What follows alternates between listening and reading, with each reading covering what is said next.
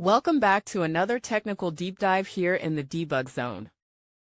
Today we're tackling a big question and breaking it down with insights from other users. Hopefully this clears up some misconceptions and helps you get the answer you need. So buckle up, stay a little curious, and let's jump right in.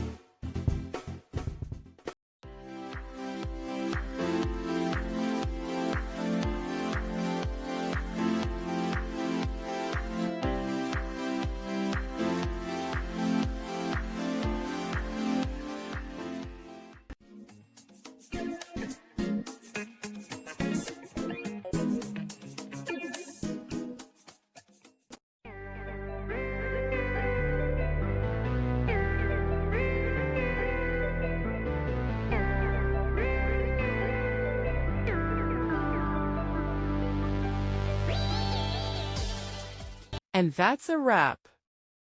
I hope you found the answer you were looking for. If you did, take a second to hit that subscribe button. It really helps out. And let me know in the comments which solution worked best for you. See you next time in the debug zone.